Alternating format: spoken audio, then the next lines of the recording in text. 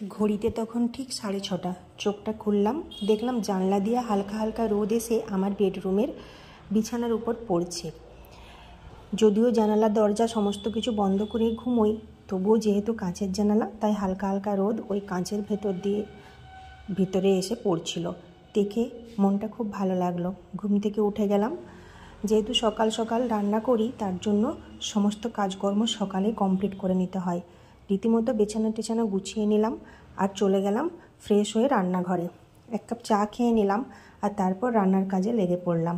আজ করেছিলাম পালং শাকের তরকারি। পালং শাকের তরকারি করার জন্য প্রথমে পালং শাকগুলোকে বেশ ভালোভাবে একটু ধুয়ে নিলাম।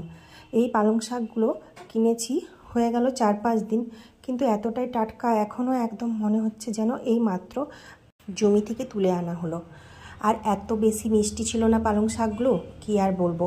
আজ সকালে একদম সিম্পল মেনু করছি। বেশ কদিন খুব রিচ খাবার খাওয়া হওয়ার কারণে ভাবলাম যে আজকে একটু সিম্পল মেনু বানাই। তার জন্য একদম নর্মালভাবে করছি পালং শাকের তরকারি, যেটার মধ্যে দিয়েছিলাম বেগুন, আলু এবং গাজর।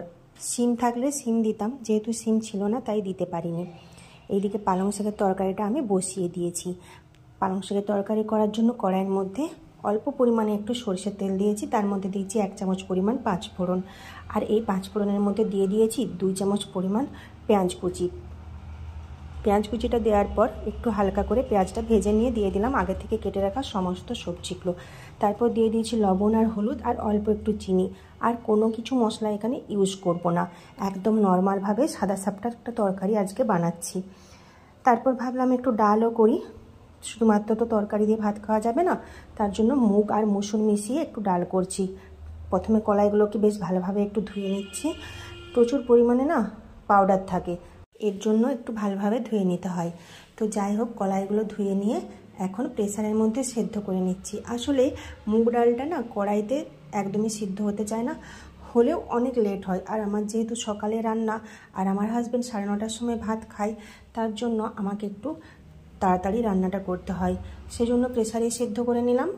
ডালটা ওদিকে সেদ্ধ হতে থাক, ততক্ষণে আমি এদিকে পালং শাকের তরকারিটাও করে নিচ্ছি। কি বলো তো, এই যে শীতের টাইমে সকাল সকাল ওঠাটাই হচ্ছে একটা যুদ্ধ। সকালবেলা উঠতে একদম ইচ্ছে করে না, কিন্তু উঠতেই হবে।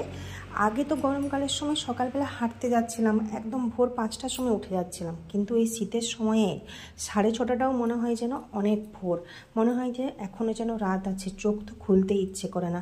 যাই হোক, তোমাদের সঙ্গে কথা বলতে বলতে আমার রান্নাগুলো কমপ্লিট হয়ে গেল। দেখো, শেষমেশ ভাতটাও বসিয়ে দিয়েছি আর ভাতের মধ্যে 2টো ডিম সেদ্ধ করতে দিয়েছি।